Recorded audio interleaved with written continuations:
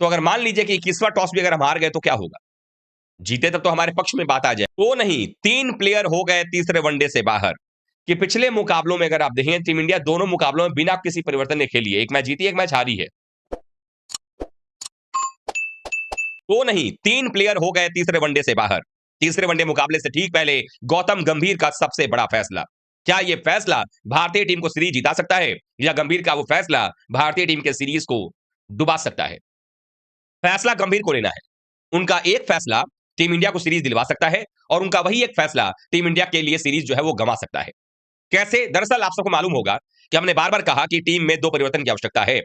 लेकिन पहले दोनों वनडे मुकाबलों को देखने के बाद अब टीम इंडिया मैनेजमेंट जो है, वो अब मन बनाती नजर आ रही है कि 3 परिवर्तन किए जाएं इस तीसरे और आखिरी वनडे मुकाबले के लिए। ये निर्णायक वनडे मुकाबला है, जो भी टीम जीतेगी सीरीज उसके नाम होगा। और भारत के लिए इससे बड़े शर्म की बात नहीं हो सकती कि अगर तीसरा वनडे मुकाबला टीम इंडिया हार जाती है, तो फिर साउथ अफ्रीका की team back to back test series और उसके बाद वनडे सीरीज भी हाराती नजर आएगी। और उसके बाद टी20 सीरीज खेलना है टीम इंडिया को, जिसमें अच्छे संकेत टीम इंडिया के लिए नहीं जाएंगे। ऐसे में टीम को कोई कोर कसर नहीं छोड़ना चाहिए।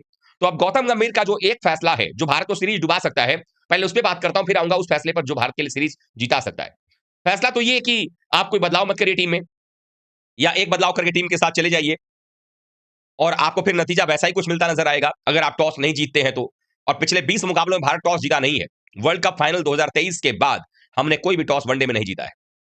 तो अगर मान लीजिए कि 21वां टॉस भी अगर हम हार गए तो क्या होगा? जीते तब तो हमारे पक्ष में बात आ जाएगी, क्योंकि हम पहले बॉलिंग कर लेंगे, फिर हमारे पास चेस करने का मौका होगा। विशाखापट्टनम के छोटे ग्राउंड पर ड्यू जब आएगा तो और आसान होगा। लेकिन वो आसान भी तभी बनेगा जब आपके पास खिलाड़ी होंगे। ऐसे में गौतम गंभीर का वो एक फैसला टीम इंडिया को सीरीज जिताने पर मौका उसका दे सकता है, और भारतीय टीम को सीरीज जीतने के लिए प्रेरित कर सकता है। और वो एक फैसला है भारतीय टीम में 3 परिवर्तन करने का एक साथ।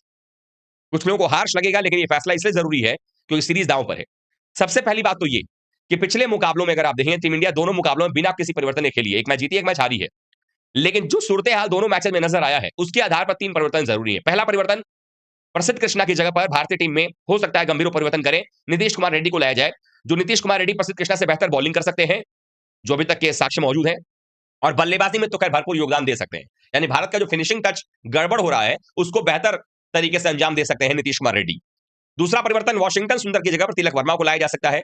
सुंदर पिछले दोनों मुकाबलों में बिल्कुल फ्लॉप रहे हैं, भारतीय टीम को उसका खामियाजा भुगतना पड़ा है।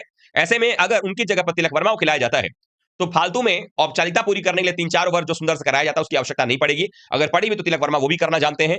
लेकिन मेन जो फर्क पड़ेगा वो पड़ेगा बल्लेबाजी पे। तिलक वर्मा बल्लेबाज हैं, वो इन कंडीशन में खेलना जानते हैं, तो ऐसे में वो फायदा दे सकते हैं भारतीय टीम को कि यहां पर टीम इंडिया जो है वो बड़े स्कोर तक पहुंच सकती है, या अगर टारगेट चेस करना हो तो चेस भी कर सकती है। और ऐसे में तिलक वर्मा नंबर 5 पर खेलेंगे तो फायदा ये होगा कि नंबर 6 पर केएल राहुल हो जाएंगे। उसके बाद आपके पास 7 पे नीतीश कुमार रेड्डी होंगे, 8 पे जडेजा हो जाएंगे। ठीक ठाक बल्लेबाजी आएगी। लेकिन तीसरा परिवर्तन भी जरूरी है, और तीसरा परिवर्तन यह है कि आप यशस्वी जायसवाल को ड्रॉप करके ऋषभ पंत को ला सकते हैं। क्योंकि जायसवाल पे ये बात भी है कि अगर खेले, और क्या पता जायसवाल का आज अचानक से एक बड़ी पारी आ जाए, धमाकेदार पारी आ जाए, वो बस किस्मत की बात होगी। नहीं आई तो क्या होगा? क्योंकि 2 मैचेस के अंदर में, या उनके जो 3 वनडेज के पहले खेले हैं उसमें तो नहीं आया है, और उसके बाद मनोबल भी उनका गिरता नजर आता है। तो या तो वो खेलें तो पूरा तहलका मचा दें, लेकिन ज्यादा चांसेस उनके फ्लॉप होने के लग रहे हैं। तो ऐसे में ये काम और किया जा सकता है कि उनको ड्रॉप करके आप पंत को लेकर के आ सकते हैं। पंत नंबर 4 खेल सकते हैं, और नंबर 4 पर गायकवाड़ जो है वो बेसिकली ओपनर है। जैसे ही उनको पिछले मैच में नई बॉल का सामना करने का मौका मिला, 10वें ओवर में आ गए थे तो शतक जड़ दिया, तो एक मौका बन सकता है कि ऋतुराज गायकवाड़ ओपनिंग कर ले रोहित के साथ में। 3 नंबर पर कोहली है, 4 पे पंत, 5 पे तिलक या 5 पे केएल, 6 पे तिलक, 7 नंबर पर नीतीश कुमार रेड्डी, 8 पे जड्डू, फिर 9 पे हर्षित राणा। तो आपके 9 नंबर की बल्लेबाजी हो जाएगी। ऐसे में साउथ अफ्रीका पर भी हम दबाव डाल सकते हैं। अब ये वो एक फैसला है जिससे या तो सीरीज बचेगी या सीरीज डूबेगी। अब देखना होगा कि आज के मुकाबले में क्या होता है।